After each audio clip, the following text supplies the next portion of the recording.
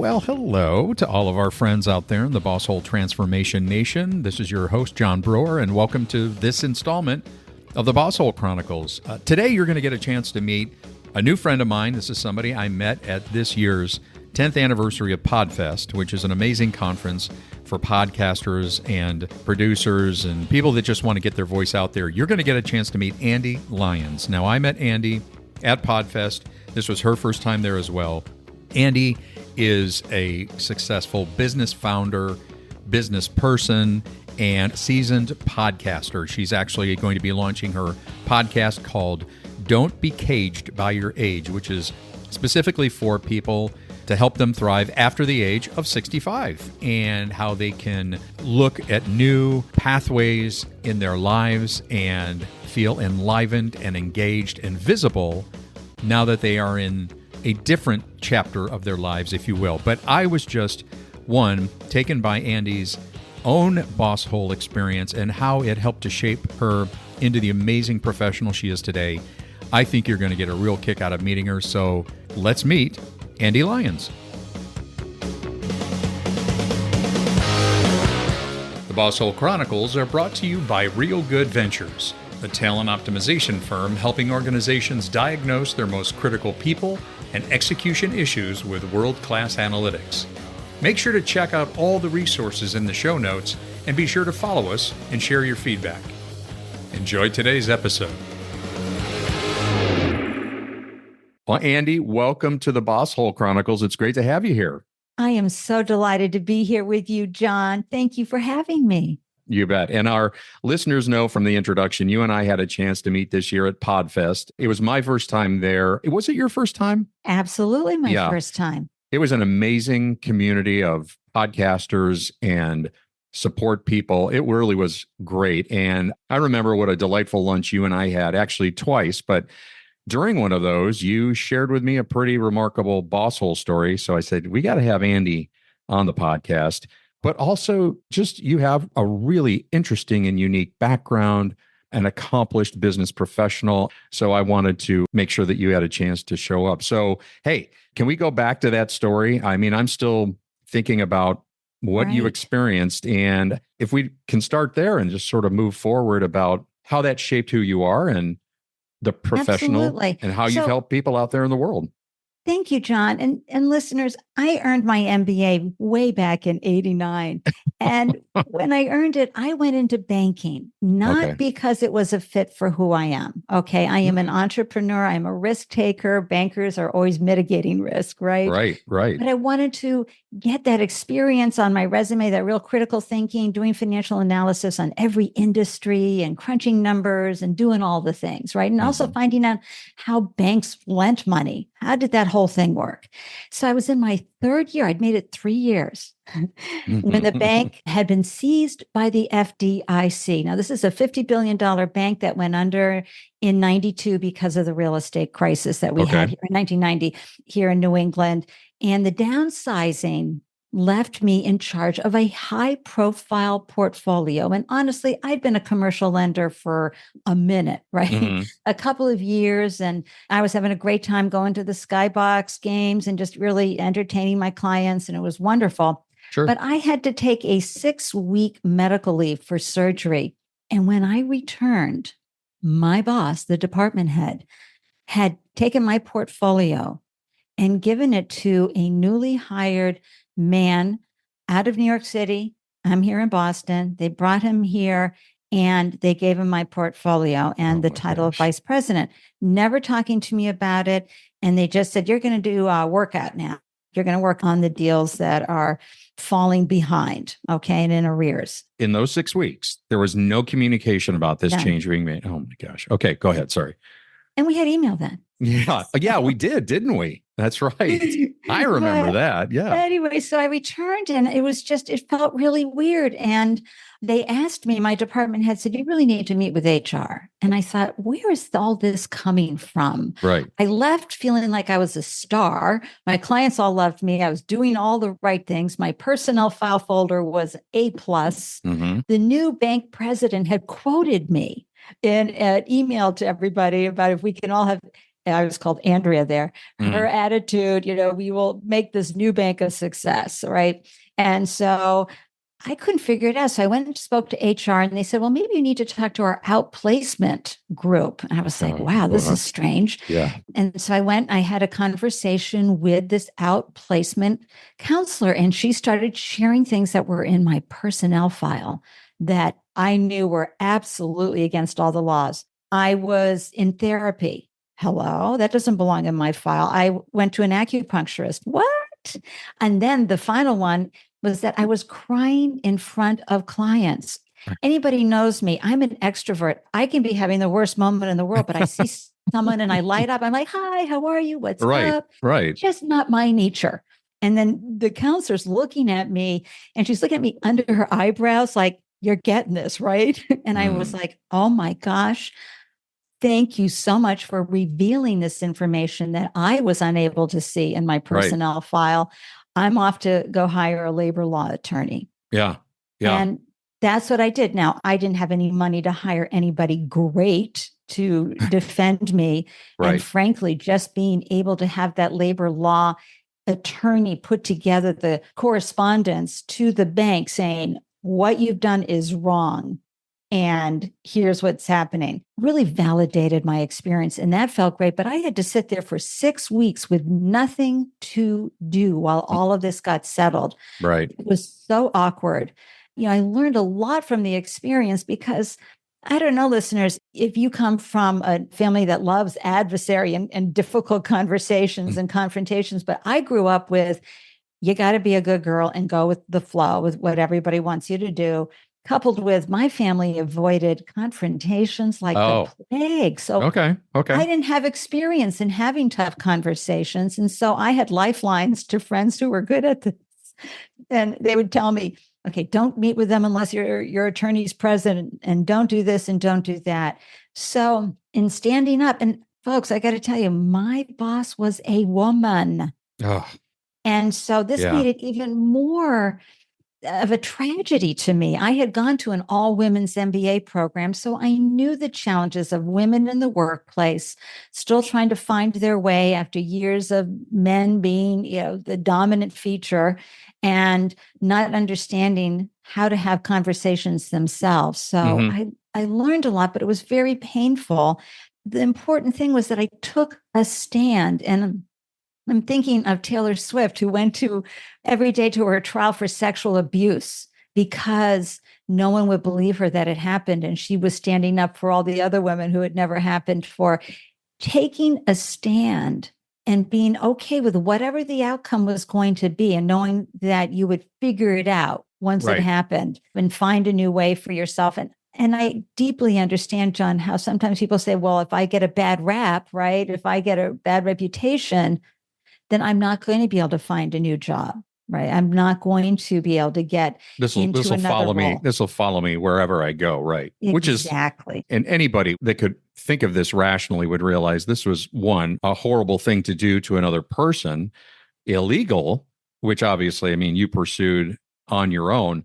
Andy, you and I are in the same demographic age group. We're in the same demographic. I mean, I'm thinking, actually, you said when you got your MBA in, what was that, 89? You said 89. Yeah, 89 I'm a baby boomer. Yeah. Me too. I was actually thinking about the music that I was listening to in the 80s, and it was actually some pretty good music.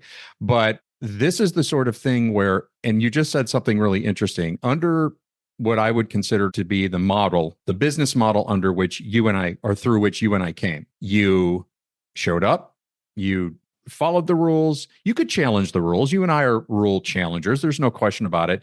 But there was a certain protocol or etiquette that we followed. You said, be a good girl, don't speak up. I think anybody could say, hey, there are people that, are in positions of authority.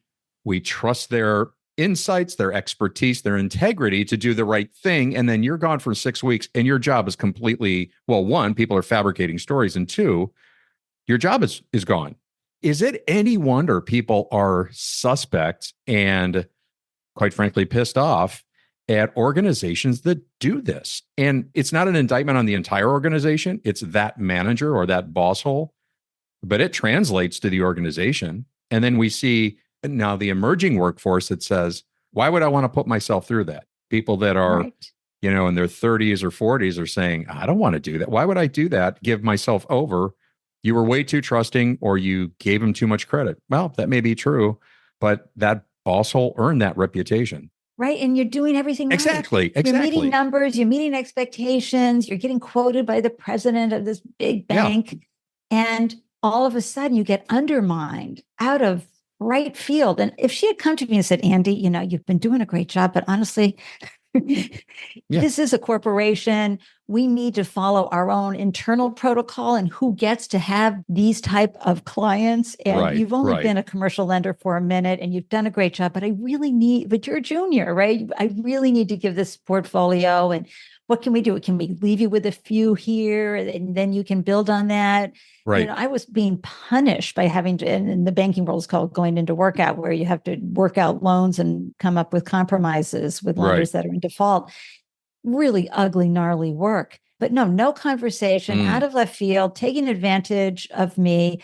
And what I learned from the attorney school, because of course the bank had the top law firm in Boston. Oh, of course. Representing them. But when it was all said and done and quote off the record, they looked at me and said, oh my gosh, what happened to you was awful. This department head had no business doing that to you. And she has been reprimanded. And that was my happy ending, was to see her get into a lot of trouble. Yeah. You know what? I mean, again, I was raised not to wish ill on people, but quite frankly, that should never be tolerated. Yeah, we can call it a learning opportunity. There you go. There you go. So let's go with that. Thank you for sharing that with our listeners. And we hope people are not experiencing that, but we know better than that. In the last 3.5 years, we've heard stories that are horrific, and they've happened more recently. You would think, oh, that doesn't happen these days. Yes, they do. You did not let that crush your spirit. I'm sure it was very difficult, but you clearly grew from that. And you were not going to let that incident diminish who you were as a professional or a person. And I want everybody to go into the show notes because Andy is also a prolific podcaster. I'm kind of fast forwarding a little bit in your career. You have taken not only that, but a lot of other things, and you've converted that into a platform to be able to share with other people, entrepreneurs and so forth. So tell us a little bit more about that and how that influenced your ability to help people, business leaders, managers, stay out of the Bosshole zone. Well, and also for me personally, it was a case of I've been unemployable ever since then. In fact, I introduce myself when you stand up at networking events and you introduce yourself, I often say, hello, my name is Andy. I've been unemployable since 1992. I fell off the wagon twice. Once I, fired myself. The second time I got fired. I've used it to pursue entrepreneurship as a woman who was having babies, raising babies, and doing all of that. I needed the flexibility. And it really propelled me into coming up with some great business models that allowed me to stay in the game. So I'm a 4 times founder. I founded a .com where we raised $8 million in venture capital and almost made it. Mm-hmm. So that was 98 to 2000, the end of 2000. And then it went under with all the other .coms. I had a successful food manufacturing business that I scaled in less than 2 years nationally. And I've had other platforms where I either angel financed or charming personality backed. And I've learned a lot along the way. Mm-hmm. And where I've used podcasting is that it's a wonderful way to increase brand awareness and get more people into your funnel as a business. So with subsequent businesses in 2012, I started podcasting. And then in 2014, when I started working on startups and really getting into the startup ecosystem, I started a podcast called Startup Life Show with Ande Lyons. And then when COVID hit, I had been co-hosting a monthly pitch event in Boston for founders, and I took it online with StreamYard. And then through that, I knew I'd had to, as an extrovert, had to stay engaged with folks. So I started the Startup Life Live Show. But I have, as a result of interviewing founders and understanding how when you've launched a business, now you are the boss, right? You don't want to be a boss hole. But what happens to so many founders is that they get so hyper-focused that if you're not part of the solution, you best be getting out of the way. And that's for family members too. That's a good point. Yeah. finding ways to help founders remember the relationships. If leading wasn't innate for them, like many tech founders, perhaps they could bring someone on board who could help them be impeccable with their words and create the right culture. Mm-hmm. And that's hard to do from day one, because from day one, you're just thinking about who can help me get this launched, when you really need to be thinking who is going to be part of this team, having those tough conversations. As a startup founder, you're bringing on people at reduced salary who want to be part of the excitement, but you have to tell them from day one, look, just so you know, as we scale and we start entering enterprise, I'm going to be bringing on folks who you will be reporting to, because your background is great for now, but I promise you, I'll bring on someone who will help elevate your own progress and make sure that you have a great experience. You've got to set those expectations from day one, because as you get to growth status in a startup, you're going to need a completely different person running whatever that department is. Someone who has that I'm at scale experience versus the one who helps with the startup stage. That's a tough transition to make, isn't it? I mean, because when you are, a founder, startup, and doing virtually everything, relinquishing control is really difficult. So let me ask you, you've been working with founders directly and indirectly for years. I mean, you are a founder yourself. Yes. So are you seeing a difference in terms of the interest in startups today versus 10 years ago, 20 years ago? I actually started my first business when I was 16 or 17. And I think there's this inherent entrepreneurial thing that some people have, and that need for control is pretty powerful. But until they sort of come to that realization that I need other people around me, surround myself with talent, they just get stifled. But what are you seeing in terms of today versus a decade ago in terms of drive for startups? 2 decades ago, from or two, the dot-com days, I happen to see just the same churn. The economy sometimes forces people into entrepreneurship. Sure. Or life challenges will force people into entrepreneurship, or they're just compelled to do something better than what they're seeing and solving a problem for folks. But I see it all, to me, at the same level. It is a grueling way to make a living. It's not easy. There's high levels of uncertainty. But as I always tell people, you always win when you launch a business, no matter what happens, because you're going to dive into parts of yourself that you would never have found before. And if it doesn't work out, which is highly likely, you'll use it for the next business, or you've got such great transferable skills and you're going to get paid more when you go back into to being an employee. That's true. But the transition, especially if you've always been an employee, that transition from employee mindset to owner mindset is really challenging. And it's just so important to get coaching so that you understand you're not there for the awards, right? The evaluations. You have a completely different mindset as a founder that you need to implement and execute on. So let's talk about the founder's mindset a little bit, if you don't mind. Tell me about it. What makes it unique? Founders are fierce problem solvers. Okay. In fact, they don't wait for someone to even help them solve that problem. And that, to me, was always the number one ingredient I saw in every single founder I interviewed. They never met a problem that they didn't love and wanted to find a solution for. Okay. And so that's a very important part of the founder mindset. And then being able to innovate and make mistakes, really understand that you're in a lab and you're experimenting every single day. And, the word pivot is used everywhere, right? But it's so true. You can't get locked into how you initially thought of something and how it needed to be. You have to be able to go, nope, I have new information now. I got to go this way. And you have to be so flexible to the feedback, because until you take that value proposition that you have and bring it to market, you really don't know what the user experience is going to be. And I say user experience for everything. I mean, anything you do in life, there's a user experience as a manager, as a leader, as a boss, as somebody who's trying to manage up to your boss. There's a user experience that you always have to be listening for and saying, how can I solve this problem in the best way for me, my company, as well as those out there that are going to be buying and using my product or services. in our world at Real Good Ventures, we do a lot of people science, analytics that help us understand objectively how are people wired, behavioral wirings since they were 8 to 10 years old. One of the things we can measure is risk tolerance. Is somebody more comfortable with risk? I think you and I are both very comfortable with risk. And then there's a sizable amount of people that are more cautious with risk. Right. Invariably, and I'm sure you've gotten this over the years, Andy, you hear a lot of people say, I've got an idea for a business. I've always wanted to do this. And yet that tolerance for risk will hold them back. And maybe in a good way. I'm not saying that's a bad thing, but I think what you share is understand the risk, the level of work, and sort of destigmatizing failure, because you're going to fail a number of times before you succeed. I think that's inherent in what you just said. Absolutely. And you can take this right into anywhere you're working.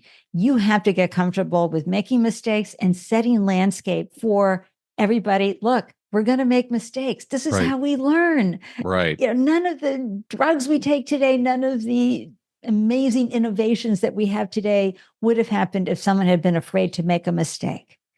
And I think as bosses, what we see in a lot of boss holes is they want to constantly look good. Right. And they want to have everything go perfectly. Well, we all do. But to become a risk taker, and yes, there are some people who are innately comfortable with it, but the truth is you build your muscles for this. You, just like if you're starting out with weightlifting, when you start a business, you have to lift those weights of tenacity and persistence and resilience so that you get better at it. So what scared you 2 months ago or a year ago, you're like, oh, I'm all good with that now. Oh, yeah. I got that new figured things out. that are scaring me now. Right. So Right. I encourage folks to lighten up and really be an observer in whatever they're doing so that they don't take everything so personally. And that's hard, especially if you're bringing an idea to life, whether it's internally at an organization or through your own business. There's going to be critics. There's going to be just things are going to blow up. Yeah. I mean, my food business, I was about to take it to the really next level. Okay. When my manufacturing facility was hit by lightning and burned to the ground. And this was after two of my main ingredients had been wiped out agriculturally. So there goes the margin, right, for the product. Gosh. Yeah. Then that fire happened. And then I'm sitting there going, okay, I could probably solve this problem. And all of a sudden, my husband's home at 11 a.m. He'd just been laid off. Oh my gosh. There'd been a downsizing at his company. Okay. And we had a 9 and a 7-year-old. Yeah. What are you going to do? Yeah, that's right. Sometimes quitting is the best choice. Really getting comfortable with understanding that risk and failure, they're important for growth. Oh, sure. The personal development and the professional development that happens because you tried and you have those great contrast moments that tell you what you don't like, what doesn't work. Those are to be celebrated, but we've been so indoctrinated, internalizing these beliefs that we have that we can't make a mistake or we're going to get in trouble. Right. And that's a cultural thing. And, you bring in these CEOs, I would say with all due respect to Harvard MBA, my hometown, but I don't have any respect for them because they're all about shareholder value. Unless companies shift their rewards to how are our employees doing, right, you're going to have this culture that is all about a bottom line, that it's not sustainable if you want to have people thriving within your organization. Whenever I travel the country and speak at conferences, usually depending on the topic, I will open a conversation with the audience. And I said, on the count of 3, I want you to tell me, just shout out the business you're in. Okay. Or I'll put it up as a prompt on the screen. And I'll do that. And you'll hear just a collection of different things that are said. Everybody's answer actually ought to be one thing, and that's people. Everybody is in the business. I don't care what you're manufacturing, what service you're providing. You can't do any of it unless it's through people. And I actually have a colleague. He's a Harvard MBA, very successful entrepreneur. And he said, I got an amazing education from Harvard Business School, but I was shocked at how much I didn't learn about people. I learned about every other aspect of it. I feel completely equipped to go in and run a business, but I really needed to go back and learn about people. And that's ultimately what we're talking about here. So that's cool. That is so cool. So Andy, This has been great. Thank you again for reliving that Bosshole story, but it clearly has shaped who you are, and your journey has been amazing. You've got some exciting stuff getting ready to happen in March of 2024. It's a new podcast. I want our listeners to go into the show notes and follow you. Tell us about the new podcast and what it's going to do. Well, thank you, John. It is called Don't Be Caged by Your Age. And it's helping folks past 55 thrive by helping them dissolve their internalized ageist beliefs.